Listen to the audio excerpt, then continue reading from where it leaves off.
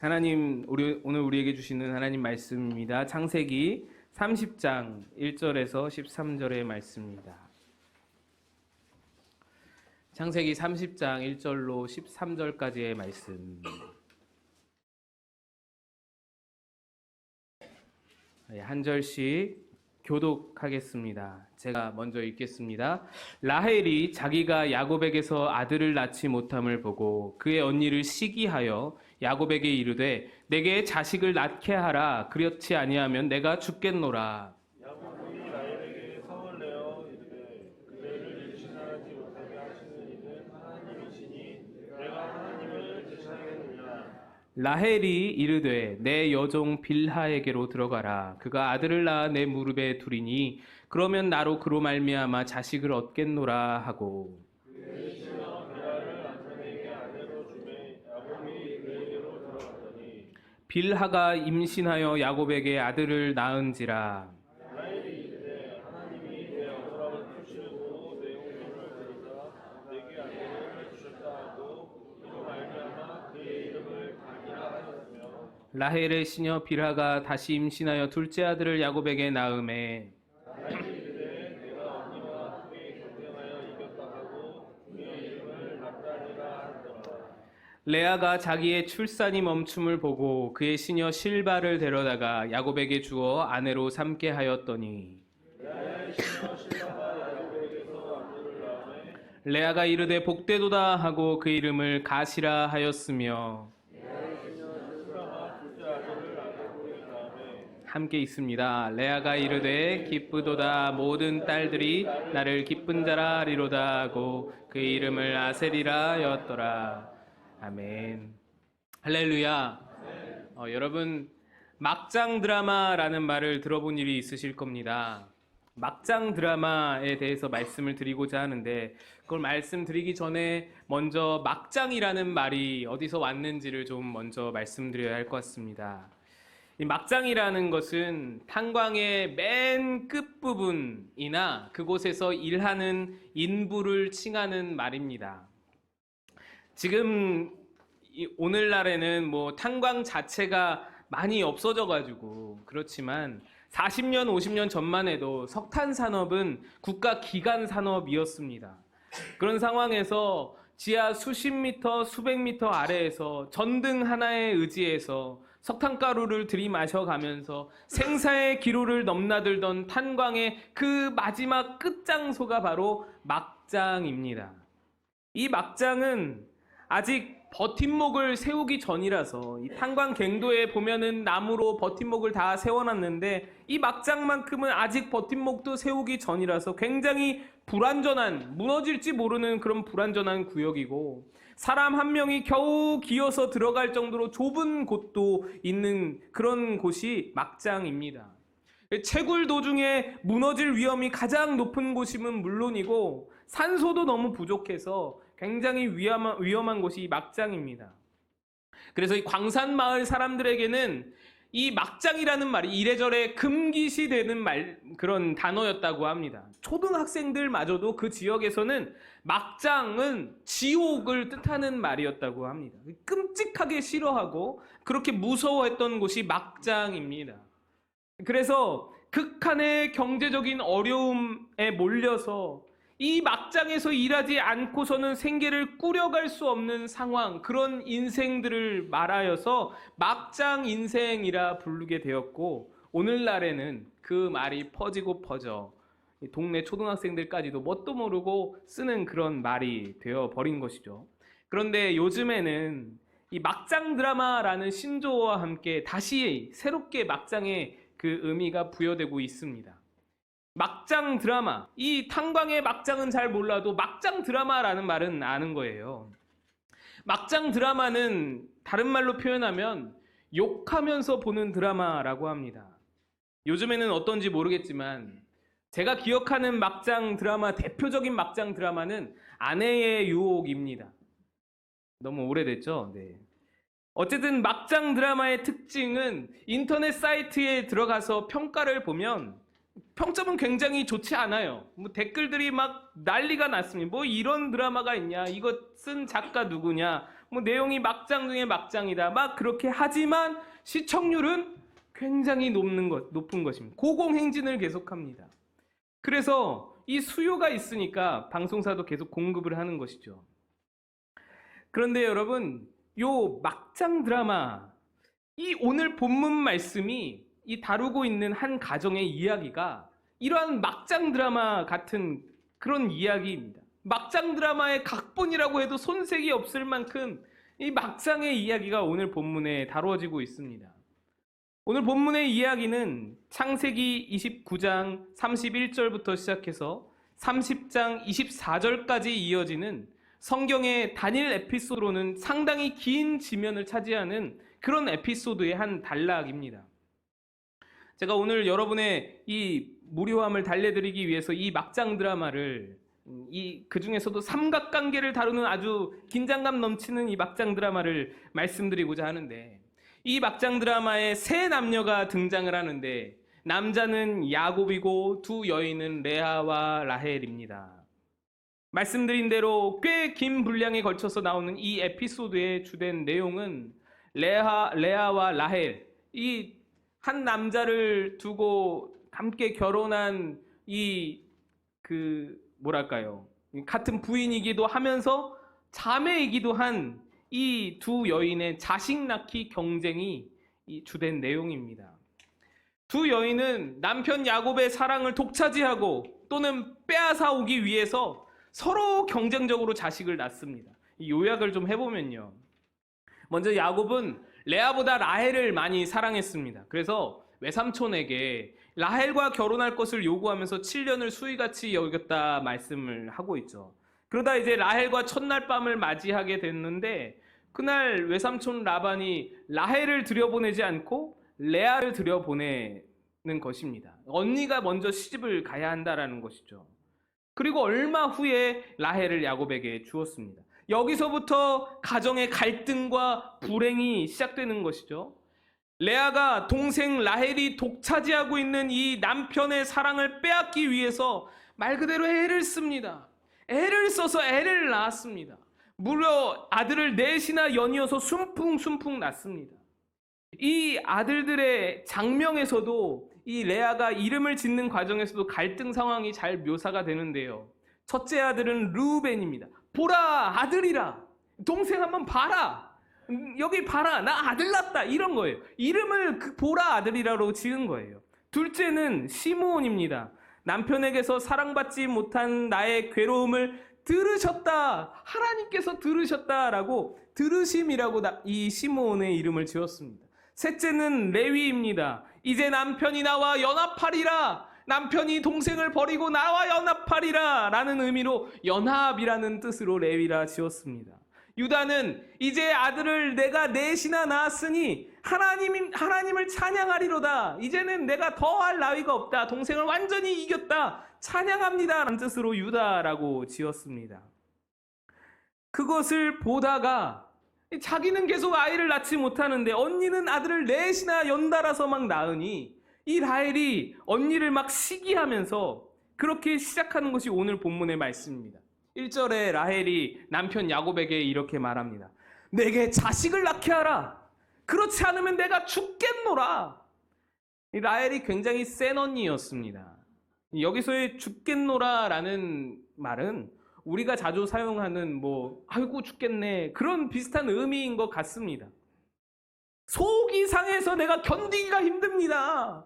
내가 힘들어 죽겠습니다. 괴롭습니다. 이런 말을 하는 거예요. 야곱에게 그런 말을 하다가 이제 혼이 나고는 그러다가 라헬이 급기야는 자기의 여종 빌하를 이 남편에게 들여보내는 거예요. 제가 얼마 전에 TV 채널을 돌리다가 아브라함의 이야기를 다룬 영화가 이렇게 하는 것을 보게 되었는데, 그 영화에서 사라가 이 라헬과 비슷한 처지에 놓여 있었습니다. 아브라함의 부인 사라가 아이를 낳지 못하는 상황인 거예요. 그래서 이 사라도 라헬과 똑같이 자신의 여종인 하갈을 남편의 아브라함에게 들여보냅니다. 그래서 하갈이 이제 임신을 해서 막달이 되고 출산하는 장면이 나오는데, 의자 위에 사라가 먼저 앉고, 주인인 사라가 먼저 앉고, 그 위에 그 무릎 위에 하갈을 앉혀서 출산을 하는 거예요. 그래서 저는 그걸 보면서 이게 고대 사회의 어떤 조산 방법이구나. 이 출산을 돕는 방법이구나. 뒤에서 이렇게 아래에서 이렇게 안아가지고 이렇게 산모를 돕나 보다 생각을 했는데 우리 아내가 그게 아니라는 거예요.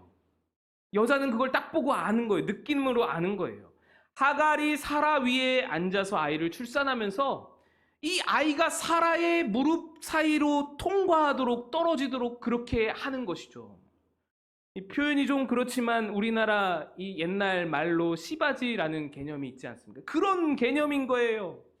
이 굉장히 희한하고 우리로서는 이해할 수 없는 그런 상황인 것이죠. 애는 내 아이고 너는 낳기만 해라 라는 것이죠.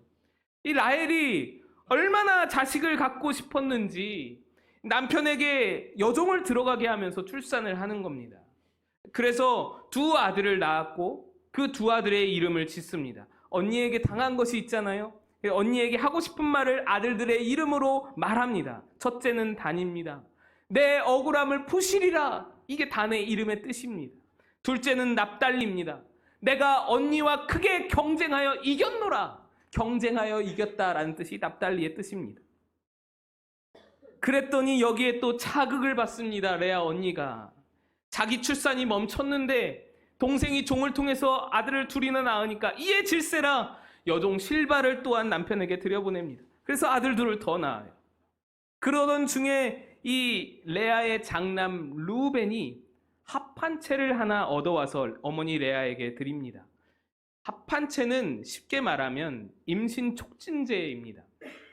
임신 촉진제로 여겨지던 식물이죠. 사실 그 기능은 없습니다. 근데 이것을 듣고 동생 라헬이 자기만 애가 없잖아요. 세 여인이 다 애를 낳았는데 자기만 없잖아요. 이 합한 채를 자기에게 달라고 하죠. 나도 임신 촉진제를 먹고 임신을 하고 출산을 하고 싶다라는 것이죠. 그랬더니 레아가 언니가 너는 내 남편을 뺏어가더니 이제는 내 아들이 준 합한 채도 뺏어가려느냐 막 구박을 하고 괄시를 합니다. 그래서 이 라헬이 거래를 합니다. 그러면은 합한 채를 언니가 나한테 주면 오늘 밤부터 남편을 언니가 합방하도록 내가 허락해 주겠다. 이 이상한 거래가 이루어지는 거예요. 들을수록 콩가루 집안인 것이죠. 그래서 야곱은 날이 저물어서 일 끝나서 피곤한 몸으로 집에 돌아왔는데 영문도 모르고 레아에게 막 끌려 들어가는 거예요. 그때 또 레아가 아들 둘과 딸 하나를 낳습니다. 그 마지막 아들의 이름이 스불론인데 그 뜻이 참 애절합니다. 이제는 그가 나와 함께 살리라. 그 다음에 하나님께서 라헬을 생각해 주셔서 요셉이 태어나게 됩니다. 여러분 이 정도만 들어도 사실 야곱이 참 힘들었겠다. 제 마음이 너무 야곱이 참 불쌍하더라고요. 큰 부인 2명에 작은 부인 2명입니다. 여기 계신 분들 부인 1명도 얻지 못해가지고 그렇게 힘들어 하시는데 4명의 부인에다가 그 부인들 성격이 다 그냥 막장 드라마 캐릭터인 거예요. 거기에 더해서 아들 11, 딸 1인데 맨날 식구들끼리 시기하고 싸우고 그러니 얼마나 그 등살에 힘들었겠습니까? 그런데 여기까지가 막장 드라마의 1막입니다. 2막이 시작되는데 기가 막힌 일들이 이 가정에 왜 그렇게 많이 생기는지. 외삼촌 라반 집에서 고생해서 재산을 엄청 모아서 이제 떠나서 형을 만나는데 이 일도 엄청 큰 일이지만 넘어가고요. 형을 만나서 인생의 큰 숙제를 마친 뒤에 숫꽃이라는 곳에 머뭅니다. 이제 야곱의 인생은 안정기에 접어들어갑니다. 부유하고요. 자녀도 많고요. 이제 자녀가 많으니 노동력도 풍부해서 더 부유해질 수 있는 그런 상황인 것입니다. 그런데 야곱이 세겜이라는 땅에 정착해 살 때에 야곱의 딸 디나가 세겜 족장에게 강간을 당하는 일이 생기는 거예요. 아버지 야곱은 이거를 그냥 이렇게 잘 덮고 이걸 무마시키고 그래서 세겜 족장과 결혼시키려고 이렇게 하는데 디나의 친오빠들은 이게 그렇게 다가오질 않는 거예요. 덮을 일이 아닌 거예요. 그 시므온과 레위가 이 세겜과 세겜 부족의 모든 사람들을 다 칼로 도륙해버립니다. 하마터면 부족 정쟁으로 온 가족이 다 죽을 뻔했어요. 그 와중에 가장 사랑했던 아내 라헬은 둘째 아들을 낳다가 산고로 죽었습니다. 라헬이 죽으면서 그 인생이 얼마나 원통하고 안쓰러웠는지 둘째 이름을 베노니라고 슬픔의 아들이라고 불렀습니다. 야곱이 나중에 그 이름을 바꿔서 베냐민이라고 고쳤는데, 그 와중에 또 장남 루벤은 아버지의 첩이자 라헬, 작은 어머니 라헬의 여종인 빌하와 동침을 하는 일이 벌어지고요. 그러다가 야곱의 사랑하는 아들 요셉이 애굽으로 팔려가고 야곱은 죽은 줄로만 알게 되는 이러한 일들이 끊임없이 계속 일어나게 되는 거예요. 콩가루 집안도 이런 콩가루 집안이 없습니다. 막장 중에 막장인 거예요. 야곱의 속이 여러분 생각해 보세요. 이 가장으로서 야곱의 속이 남아 있을까요? 아마 다 문드러졌을 겁니다. 그래서 야곱이 130세가 되어서 자기의 인생을 이렇게 표현합니다. 창세기 47장 9절 말씀입니다. 우리 한번 같이 읽어보겠습니다. 시작. 야곱이 바로에게 아뢰되 내 나이가 얼마 못되니 우리 조상의 나그네 길의 연조에 미치지 못하나 험악한 세월을 보내온 나이다 하고, 야곱은 말년에 자신의 살아온 인생을 험악한 세월입니다 라고 총평을 합니다. 정말 이 가정은 험악한 가정이었습니다. 어찌 이렇게 바람잘 날이 하나 없고 험악한 일들이 굉장히 많이 이렇게 연이어서 생기는지요. 그래서 제가 막장 드라마에 비유했던 것입니다. 여러분, 이 막장 드라마가 시청률이 고공행진을 하는 이유가 무엇이라고 생각합니까? 우리 내면의 욕구, 우리 내면의 본능들이 그 막장 드라마를 보면서 해소되기 때문이지 않습니까? 막장 드라마, 우리는 할 수 없는 것들을 막장 드라마가 대신 해주는 거예요. 우리도 미운 사람이 있잖아요. 미워서 한번 때려주고 싶은 사람이 있는데 막장 드라마에서 대신 때려주는 거예요. 그것도 김치, 배추 포기를 들고는 그걸로 뺨을 이렇게 때려주는 거예요. 대신 그렇게 때려주니까 얼마나 속이 후련합니까? 시원하잖아요. 탄산이 막 터지는 것을 느끼는 거예요.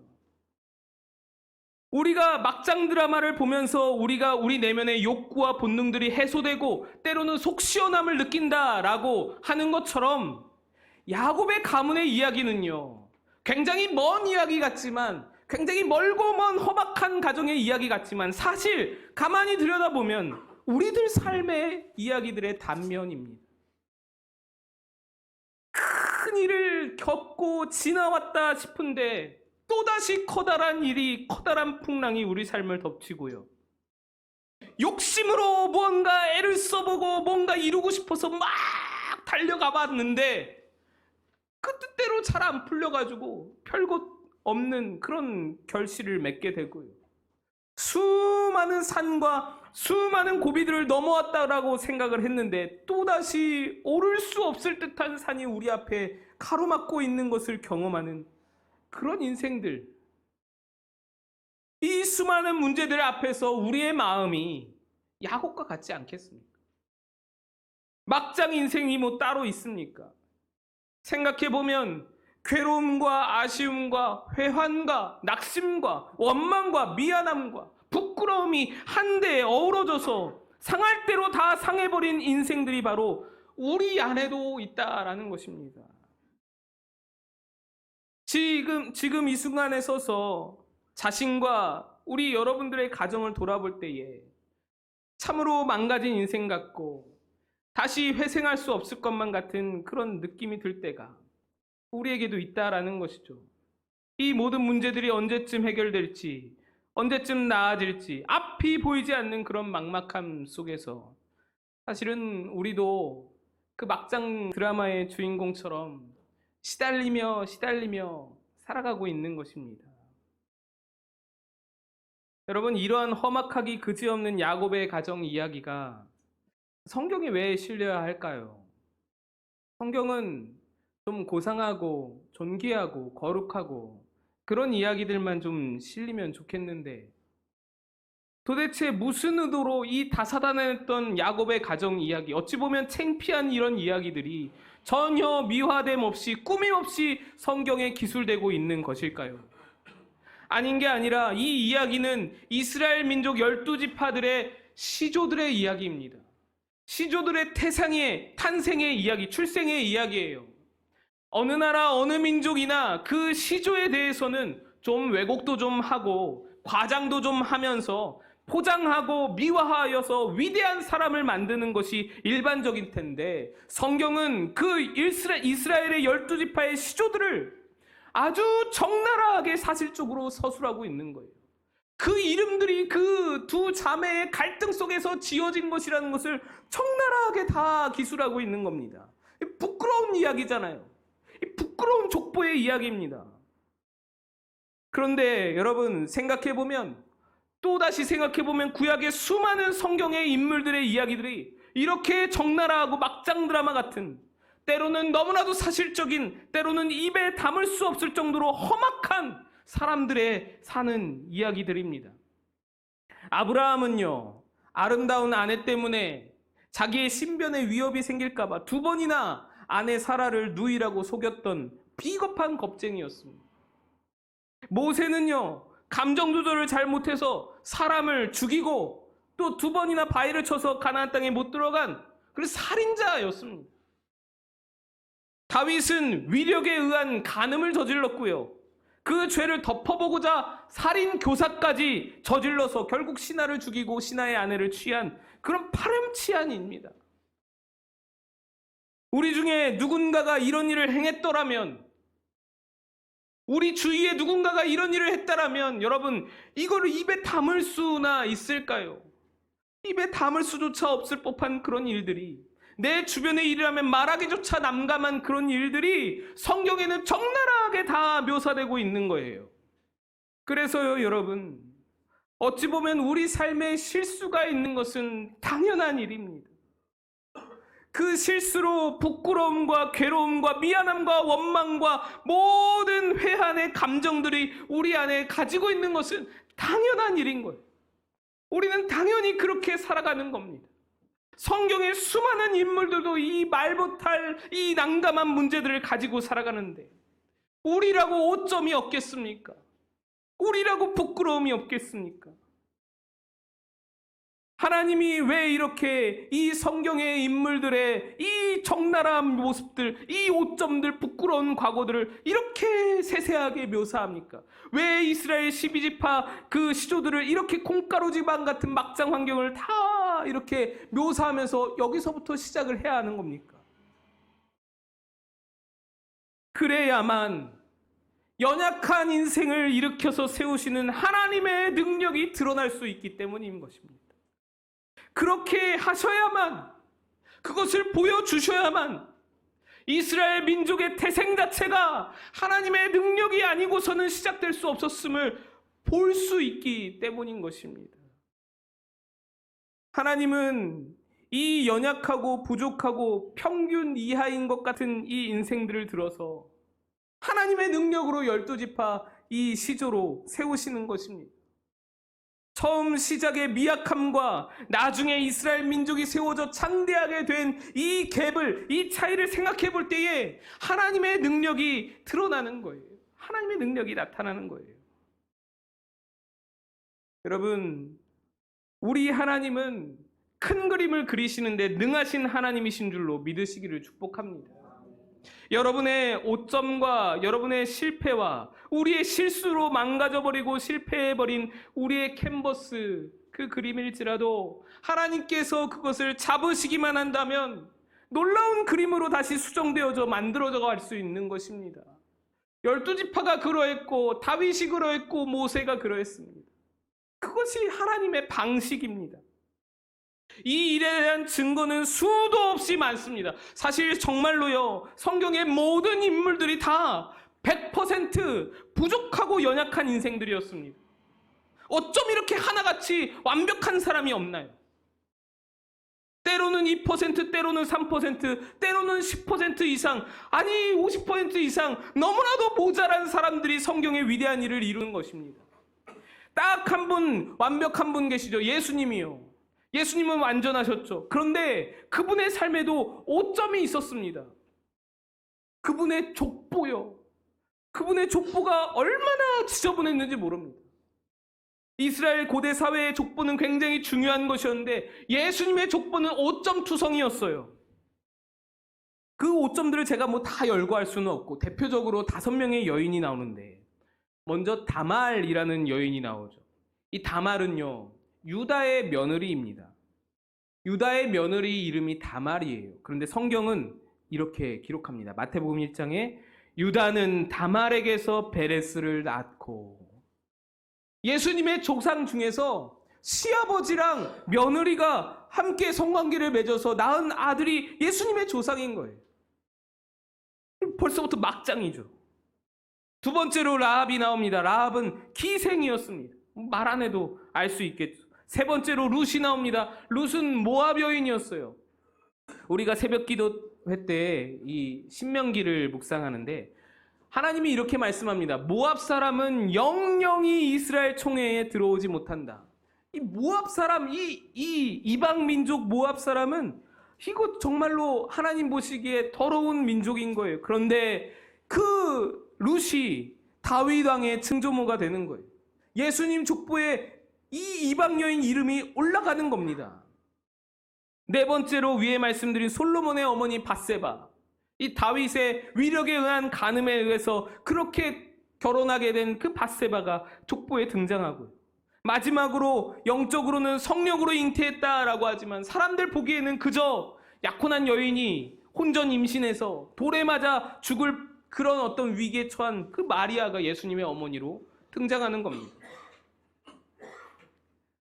성경 이야기가 뭔가 고상하고 거룩하고 아름답고 존귀하고 그런 이야기 같은데 사실 면면이 다 들여다보면요, 여러분의 삶보다도 더 더럽고 추악하고 더 아주 그냥 비참한 막장의 인생들의 그 험악한 이야기들이 그득한 것이 성경 이야기입니다. 여러분, 이것이 바로 하나님의 방식입니다. 5점 투성이의 인생들을 들어서 하나님의 일을 이루시고 그 다 망가진 막장 인생에 붓을 다시 대셔서 아름다운 인생을 그려 나가시는 것이 하나님의 방식이라는 것입니다. 그리고 이 방식으로 하나님은 여전히 일하고 계시고 바로 여러분에게도 이 방식으로 지금 다가오시며 손 내밀고 계시다라는 것입니다. 여러분, 그런데 여기서 우리가 주지해야 할 사실이 한 가지 있습니다. 5점 투성이의 성경 인물들은 그 막장 인생들을 들어서 아름답게 하나님께서 바꾸실 때에 그 사람들에게 공통점이 하나 있었습니다. 무엇이냐면 자기의 오점을 인정하고 자기의 부족함과 이 막장 인생을 인정하고 하나님을 겸손히 붙들었다라는 것입니다. 어찌됐든지 겸손히 하나님을 의지했던 그 자들을, 이 5점 많은 인생들을 하나님이 들어서 아름다운 그림으로 바꾸어 가셨다라는 것입니다. 중요한 것은 우리 삶에 5점이 있냐 없냐가 아니고 우리 삶에 부족함이 있냐 없냐가 아니고 하나님께 붙들리냐 안 붙들리냐라는 것이죠. 모든 사람이 다 실수가 많고 부족하지만 하나님은 그 중에서도 하나님을 겸손히 의지하는 자를 들어서 복 주시고 사용하시고 아름답게 변화시켜 주셨던 것입니다. 저는 우리 교회를 바라보면서 그런 마음을 갖습니다. 여러분 인생들이 바로 그러한 인생들입니다. 막장 인생이 따로 없습니다. 우리네 인생들이 다 그렇습니다. 또한 우리 교회에서 봉사하는 것도 다 마찬가지입니다. 교회 봉사자들에게 요구되는 자세가 정확히 이것입니다. 교회는요, 삐까뻔쩍한 봉사를 원하지 않죠. 의리의리한 어떤 화려한 스킬과 경험과 지식으로 봉사하는 것, 교회와 사실 잘 맞지를 않습니다. 여러분, 봉사를 여러분에게 왜 맡길까요? 여러분, 잘해서가 아닙니다. 착각하지 마세요. 여러분, 못해서 맡기는 거죠. 부족하니까 맡기는 겁니다. 교회에 정말 필요한 봉사들은요, 실력자가 아니에요. 잘하는 사람이 아니에요. 오히려 잘하는 사람이 봉사를 하다가 문제 일으키고 자기 스킬로 봉사하다가 꼭 탈이 납니다. 그래서 깨져야 돼요. 깨지고 넘어져서 하나님 의지하는 법을 알게 되는 거예요. 그러면 그때부터 자기 실력도 참되게 하나님께 들림받아 쓰임받게 되는 거죠. 봉사는 못하는 사람이 기도하면서 물어보면서 하나님 의지하면서 실수하고 잘못하고 좌충우돌하고 마음 아파하고 속상해하면서 그렇게 하는 봉사가 교회에 유익이고 자기에게도 유익이고 부서에게도 유익이고 모든 사람에게 유익을 끼치는 거예요. 여러분, 이거는 100%입니다. 하나님은 잘하는 봉사 원하지 않은 거예요. 오히려 너무 못해서 하나님 의지하고 겸손히 엎드려서 기도할 자를 오늘도 찾으시는 겁니다. 왜요? 그 엎드림, 그 겸손에서 하나님의 능력이, 하나님의 은혜가 임하기 때문인 것이죠.